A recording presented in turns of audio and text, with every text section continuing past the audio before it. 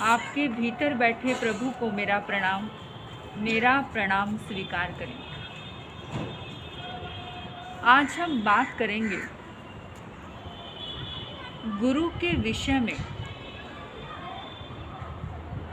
हर इंसान की ज़िंदगी में एक गुरु ज़रूर होना चाहिए। जिसकी ज़िंदगी में गुरु नहीं होता उसका कभी उद्धार नहीं हो सकता।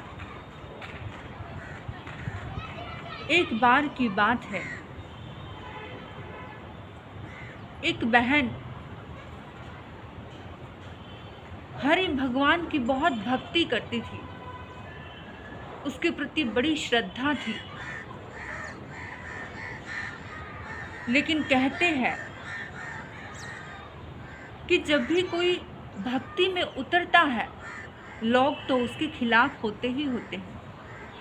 वो बड़े ही सेठ की बेटी थी, परमात्मा की बहुत भक्ति करती है, गली गली में जाती है, परमात्मा का नाम लेती है। लोगों ने कहा ये तो ठीक नहीं, इतने बड़े सेठ की बेटी है और गली गली घूमती है, अच्छी बात नहीं है। सेठ ने विचार किया कि अरे मेरी बेटी की बदनामी हो रही है, इससे अच्छा है इसकी शादी कर दूं तो ये सारी चीज़ें खत्म हो जाएगी। बेटी के पास गया, बेटी को बहुत समझाया लेकिन बेटी ने बात नहीं मानी। हार करके सेठ जी ने उसी गांव में कुटिया बना दी, बहुत बड़ी कुटिया, कि जहाँ पर तू भक्ति करना हरि भगवान की। उस कुटिया में वो बहन बैठ कर के भक्ति करने लगी। सब लोग उसकी श्रद्धा से प्रभावित होकर के उसके पास आते, उसके दर्शन करते और चले जाते। और एक समय की बात, एक चोर गुरु का वेश बना करके उसके द्वार पर आता है और बोलता है अलख निरंजन, अलख निरंजन, अलख निरंजन। और जैसे वो आवाज़ सुनती है जल्दी से बाहर दौड़ी हुई आती है और देखती है कि कोई बाबा खड़े हैं। उसके मन में तो परमात्मा के प्रति भक्ति थी। उसने कहा बाबा बाबा आपको क्या चाहिए? उसने कहा बेटा मुझे बड़ी प्यास लगी है, अगर थोड़ा सा पानी मिल जाए तो अच्छा रहेगा। उसने कहा जी बिल्कुल अभी लाई। और जैसे ही वो अंदर कुटिया में पानी लेने के लिए जाती है, वो चोर बोलता है जो बाबा का साधु का वेश बना कर के आया था, उसने कहा कि क्या आपका कोई गुरु है? उसने कहा नहीं, मेरा तो कोई गुरु नहीं है, मैं तो शुरू से हरि परमात्मा को मानती हूँ, हरि भगवान को मानती हूँ।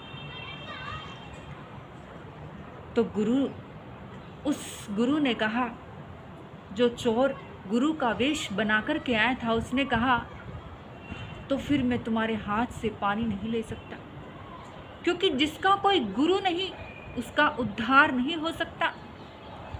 उसने कहा बाबा मुझे क्या करना होगा? आप ऐसे प्यासे ना जाए, पानी पीकर ही जाए, लेकिन मैं ऐसा क्या करूं जिससे आप पानी पीकर ही जाए, प्यासे नहीं जाए? क्या मैं आपको गुरु मानती हूँ लेकिन मेरे द्वार से प्यासे लौट कर ना जाए। बड़े पीड़ा थी उसके दिल में। उसने कहा ठीक है।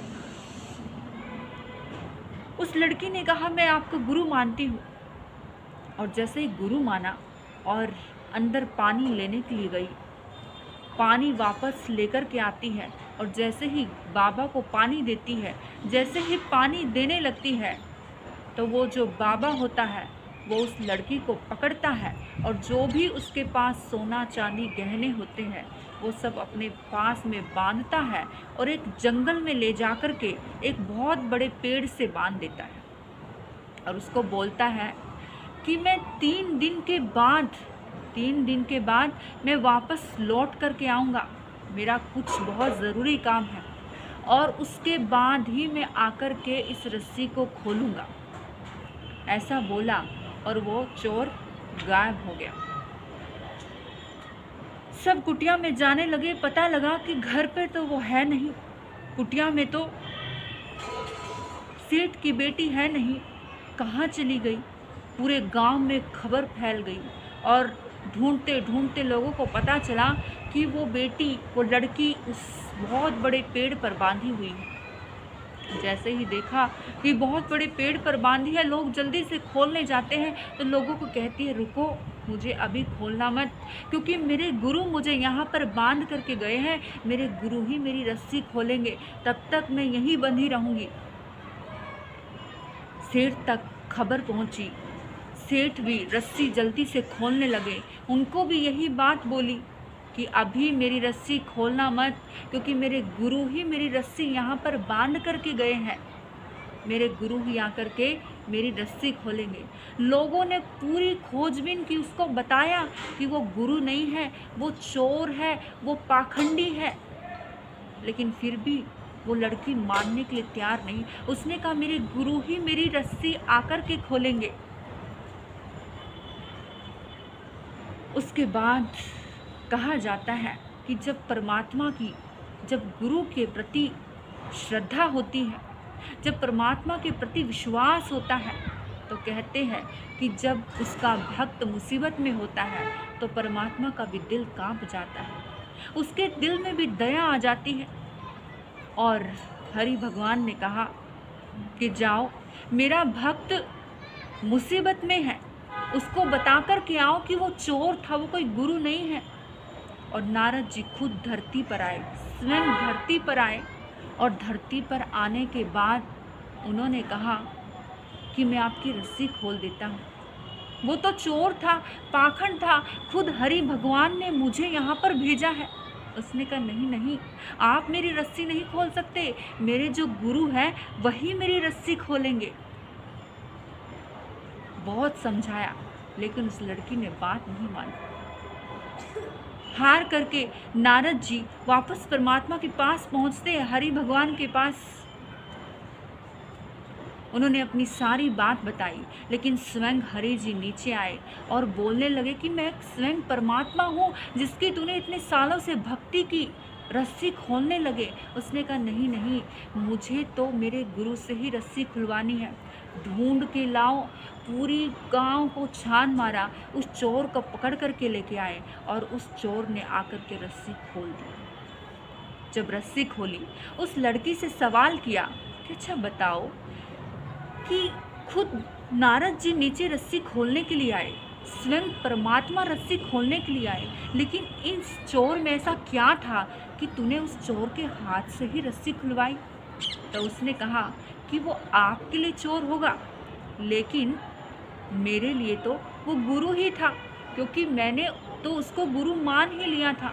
मेरी इतनी श्रद्धा थी उस चोर के प्रति कि स्वयं गुरु के प्रति श्रद्धा रखते रखते जिस परमात्मा की भक्ति मैं कर रही थी, इतने सालों से परमात्मा के दर्शन नहीं किए, लेकिन एक दिन गुरु के प्रति भक्ति रखने से, सच्ची श्रद्धा रखने से मुझे परमात्मा के दर्शन हो गए। तो इससे हमें ये सीख मिलती है बंधुओं कि हमारी ज़िंदगी में एक गुरु ज़रूर होना चाहिए। जिसकी ज़िंदगी में गुरु नहीं होता उसका कभी उद्धार नहीं हो सकता। जिसकी ज़िंदगी में गुरु नहीं होता उसको सही और गलत का कभी पता ही नहीं चलता। इसलिए हमारी ज़िंदगी में एक गुरु का होना बहुत ज़रूरी होता है।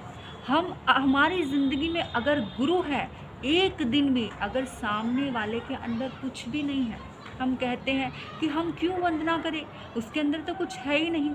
हम अगर उसको श्रद्धा से, भक्ति से, एक मिट्टी का पुतला भी हो उसके प्रति भी अगर श्रद्धा रखे, गुरु मान करके, तो भी हमारा उद्धार हो सकता है। तो ताकत होती है श्रद्धा में, गुरु में। अगर गुरु के प्रति एक दिन भी श्रद्धा रखी तो परमात्मा को भी ऊपर से नीचे लाने की ताकत रखती है गुरु के प्रति श्रद्धा रखना।